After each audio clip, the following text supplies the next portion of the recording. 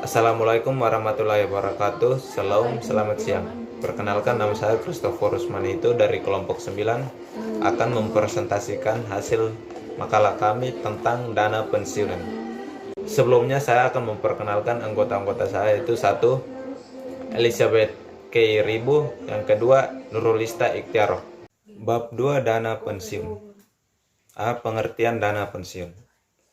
Pengertian perusahaan dana pensiun secara umum dapat dikatakan merupakan perusahaan yang memungut dana dari karyawan suatu perusahaan dan memberi pendapatan kepada peserta pensiun sesuai perjanjian.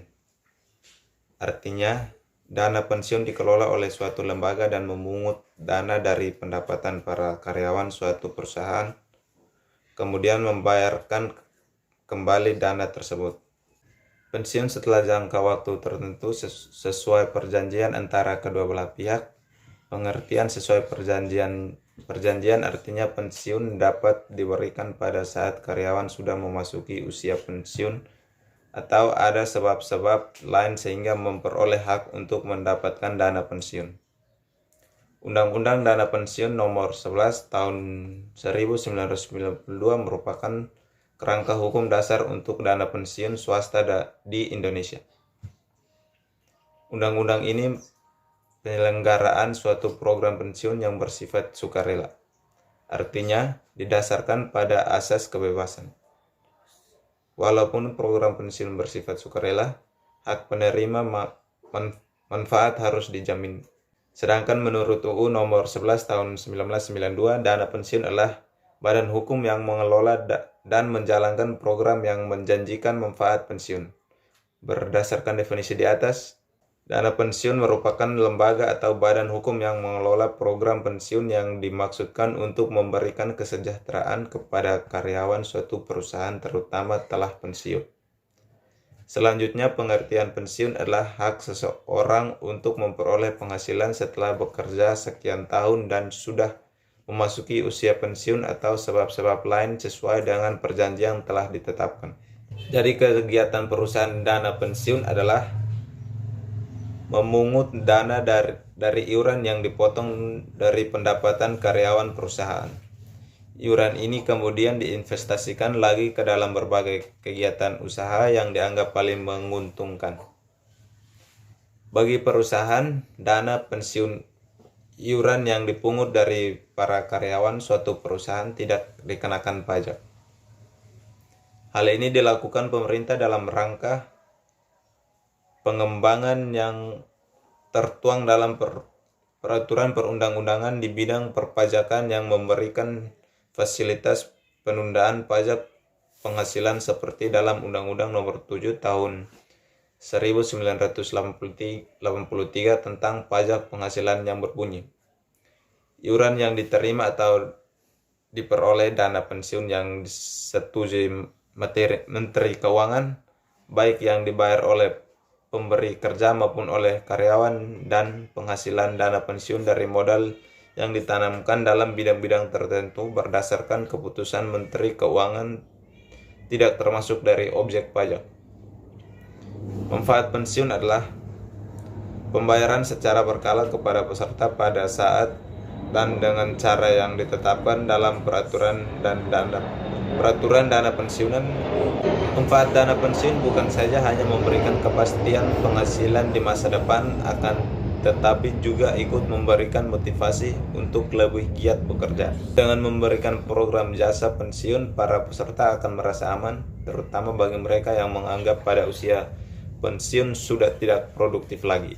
Penyelenggaraan program pensiun dapat dilakukan oleh pemberi kerja atau dengan menyerahkan kepada lembaga-lembaga keuangan yang menawarkan jasa pengelolaan program pensiun, misalnya bank umum atau perusahaan asuransi jiwa.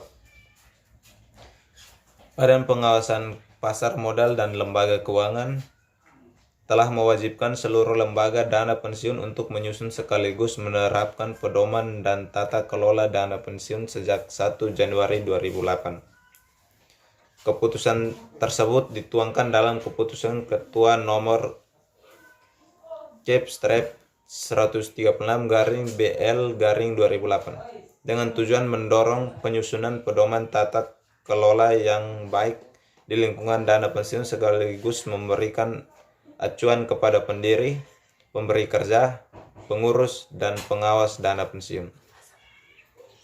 Pedoman tata kelola dana pensiun diharapkan akan disusun dengan berpedoman pada kaidah yang meliputi keterbukaan, akuntabilitas, pertanggungjawaban, kemandirian, serta kesetaraan dan kewajaran. B. Tujuan dan fungsi dana pensiun. Tujuan penyelenggaraan program pensiun baik dari kepentingan perusahaan serta dana lembaga pengelolaan pensiun dapat dijelaskan sebagai berikut. 1. Perusahaan. A. Kewajiban moral, di mana perusahaan mempunyai kewajiban moral untuk memberikan rasa aman kepada karyawan terhadap masa yang akan datang karena tetap memiliki penghasilan pada saat mereka mencapai usia pensiun. B. Loyalitas. Karyawan diharapkan mempunyai loyalitas terhadap perusahaan serta meningkatkan motivasi karyawan dalam melaksanakan tugas sehari-hari. C. Kompetisi pasar tenaga kerja, di mana perusahaan akan memiliki daya saing dalam usaha mendapatkan karyawan yang berkualitas dan berprofesional di pasaran tenaga kerja. D. Memberikan penghargaan kepada para karyawan yang telah mengabdi perusahaan. E. Agar di usia pensiun karyawan tersebut tetap dapat memiliki hasil yang diperoleh setelah bekerja di perusahaan. F. Meningkatkan citra perusahaan di mata masyarakat dan pemerintah. 2. Peserta. A. Rasa aman para peserta terhadap masa yang akan datang karena tetap memiliki penghasilan pada saat mereka mencapai usia pensiun. B. Kompensasi. Yang lebih baik yaitu peserta mempunyai tambahan kompensasi meskipun baru bisa dinikmati pada saat mencapai pensiun berhenti kerja. 3. Penyelenggaraan dana pensiun. A. Mengelola dana pensiun untuk memperoleh keuntungan. B. Turut membantu dan mendukung program pemerintah. C. Sebagai bukti sosial terhadap para peserta. Adapun fungsi program dana pensiun bagi peserta antara lain: A. Asuransi, yaitu peserta meninggalkan dunia atau cacat sebelum mencapai usia pensiun dapat diberikan uang pertanggungjawaban atas beban bersama dari dana pensiun.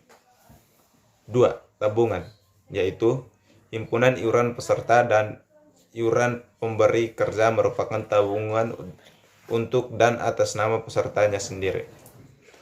Iuran yang dibayarkan oleh karyawan dapat dilihat setiap bulan sebagai tabungan para pesertanya. 3. Pensiun, yaitu seluruh himpunan iuran peserta dan iuran pemberi kerja serta hasil pengelolaannya akan dibayar dalam bentuk manfaat pensiun sejak mencapai usia pensiun selama seumur hidup peserta dan janda atau duda peserta. Jenis-jenis pensiun. Yang pertama, pensiun normal, yaitu pensiun yang diberikan untuk karyawan yang usianya telah mencapai masa pensiun, seperti yang ditetapkan perusahaan. Yang kedua, pensiun dipercepat. Jenis pensiun ini diberikan untuk kondisi tertentu, misalnya karena adanya pengurangan pegawai di perusahaan tersebut. 3. Pensiun ditunda, merupakan pensiun yang diberikan kepada para karyawan yang meminta pensiun sendiri, namun usia pensiun belum memenuhi untuk pensiun. Yang keempat, pensiun cacat. Pensiun yang diberikan bukan karena usia, tetapi disebabkan peserta mengalami kecelakaan sehingga dianggap tidak mampu lagi untuk dipekerjakan. D. Jenis dana pensiun. Dana pensiun menurut Undang-Undang Nomor 11 Tahun 1992. Yang pertama, dana pensiun pemberi kerja. DPPK adalah dana pensiun yang dibentuk oleh orang atau badan yang mempekerjakan karyawan selaku pendiri untuk menyelenggarakan program pensiun. Yang kedua, dana pensiun lembaga keuangan. Dana pensiun lembaga keuangan adalah dana pensiun yang dibentuk oleh bank ataupun perusahaan asuransi jiwa untuk menyelenggarakan program pensiun. Iuran pasti dibagi perseorangan, baik karyawan maupun pekerja mandiri seperti dokter, petani, nelayan, dan lain sebagainya. Prosedur yang harus dilalui oleh peserta program DPLK Syariah. Yang pertama, peserta merupakan perorangan atau badan usaha. Yang kedua, usia minimal 18 tahun atau telah menikah. Yang ketiga, mengisi formulir pendaftaran kepesertaan DPLK. Yang keempat, iuran bulanan dengan minimum jumlah tertentu, misalnya Rp100.000. Yang kelima, menyerahkan kopian kartu identitas dari diri dan kartu keluarga. Yang keenam, membayar biaya pendaftaran. Yang ketujuh, membayar iuran tambahan berupa premi. Yang ke-8, memenuhi semua akad yang ditetapkan. 3.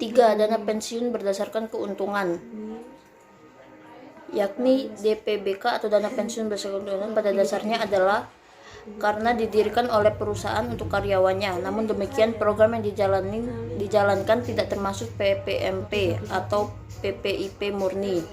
Di samping ketiga jenis dana pensiun di atas, ada juga jenis program pensiun itu sendiri. Yang pertama, program pensiun manfaat pasti PPMP. A. Perusahaan tidak mau pusing dengan karyawan yang sudah pensiun. B. Untuk memberikan kesempatan pada pensiunan agar dapat mengusahakan uang pensiun yang diperolehnya untuk berusaha. C. Karena permintaan pensiun itu sendiri. Yang kedua, program pensiun iuran pasti. Pembayaran manfaat pensiun dari program pensiun iuran pasti dan pengembangannya lebih kecil dari Rp36.000 sampai dapat dibayar sekaligus. Asas-asas dana pensiun. Yang pertama, asas keterpisahan kekayaan dana pensiun dari kekayaan badan hukum pendirinya. Berdasarkan asas ini, kekayaan dana pensiun yang terutama bersumber dari iuran terlindungi dari hal-hal yang tidak diinginkan yang dapat terjadi pada pendirinya. Yang kedua, asas penyelenggaraan dalam sistem perdanaan. Penyelenggaraan program pensiun berdasarkan asas ini baik karyawan maupun bagi pekerja mandiri. Yang ketiga, asas pembinaan dan pengawasan. Pembinaan dan pengawasan meliputi sistem pendanaan dan pengawasan atas investasi kekayaan dana pensiun. 4. Asas penundaan manfaat. Penyelenggaraan program dana pensiun dimaksudkan agar kesinambungan penghasilan yang menjadi hak peserta, maka berlaku atas penundaan manfaat yang mengharuskan pembayaran hak peserta dan hanya dapat dilakukan secara peserta pensiun. Yang kelima, asas kebebasan untuk membentuk atau tidak membentuk dana pensiun. Pembentukan dana pensiun dilakukan atas praksara pemberi kerja untuk menjadikan manfaat pensiun. F. Kelemahan dan keuntungan dana pensiun. Yang pertama, kelemahan dana pensiun. Sebelum adanya Undang-Undang Nomor 11 Tahun 1992, layanan kesejahteraan pensiun dilakukan oleh Yayasan Dana Pensiun.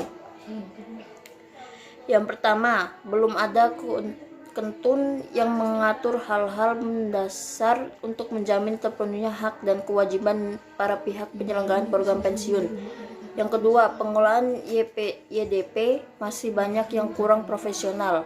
Yang ketiga, arahan investasi kurang jelas dan konsisten terhadap pencapaian tujuan program pensiun. Yang keempat, banyak investasi dilakukan pada aktivitas tetap dan kurang produktif. Yang kelima, arahan administrasi keuangan sebagai pedoman penata usahaan kekayaan dana pensiun kurang dipersiapkan dengan baik. Yang keenam, investasi gedung kantor yang berlebihan atau mewah. Yang ketujuh, beberapa manajemen yang statis dan kurang peduli terhadap perbaikan manfaat pensiun. Yang ke-8, banyak pengelolaan merasa bangga dan terlena dengan kenaikan laba dan aset perusahaan dana pensiun.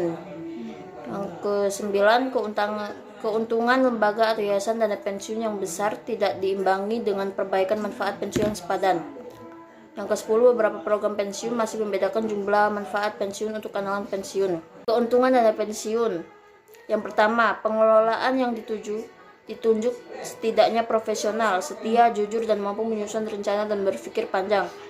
Yang kedua, sesuai dengan Undang-Undang Nomor 11 Tahun 1992, dana pensiun dibebaskan dari pajak penghasilan. Dengan demikian, para peserta dapat menikmati manfaat pensiun sekurang-kurangnya 15% lebih tinggi dari manfaat program lain.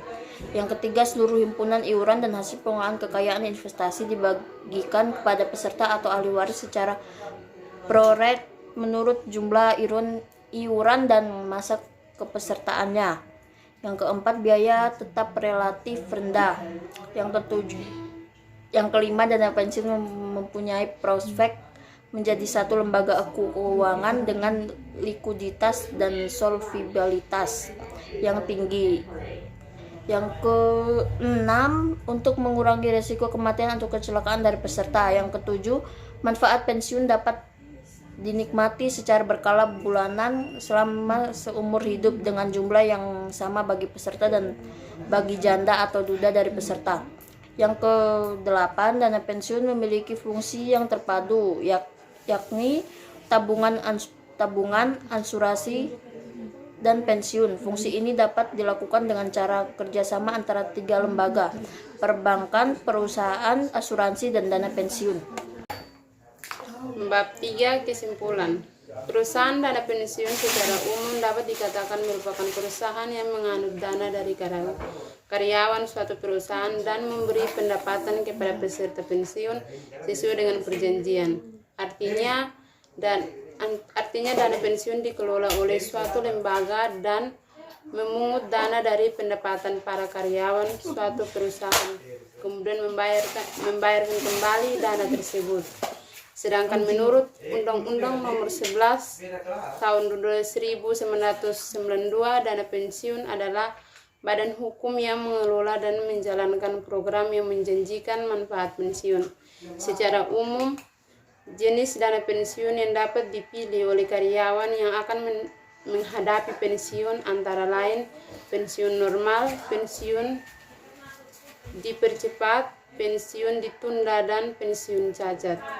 Dana pensiun menurut Undang-Undang Nomor 11 Tahun 1992 tentang dana pensiun dapat digolongkan dalam 3 jenis, yaitu dana pensiun pemberi kerja, dan dana pensiun keuangan, dan dana pensiun berdasarkan keuntungan. Program pensiun terdiri atas 2 jenis, yaitu program pensiun manfaat pasti dan program pensiun buluran pasti. Berdasarkan Undang-Undang Nomor 11 Tahun 1992 menyelenggarakan program dana pensiun didasarkan pada asas-asas. 1. Asas keterpisahan karyawan dana pensiun dari kekayaan badan hukum pendirinya. 2. Asas penyelenggaraan dalam sistem pendanaan. 3. Asas pembinaan dan pengawasan. 4. Asas penundaan manfaat. 5. Asas kebebasan untuk membentuk atau tidak membentuk dana pensiun. Sekian dari kami. Saya perwakilan dari kelompok 9. Mohon maaf apabila ada pengucapan atau tutur kata yang kurang berkenan. Mohon dimaafkan. Sekian dan terima kasih. Assalamualaikum warahmatullahi wabarakatuh. Shalom. Selamat siang.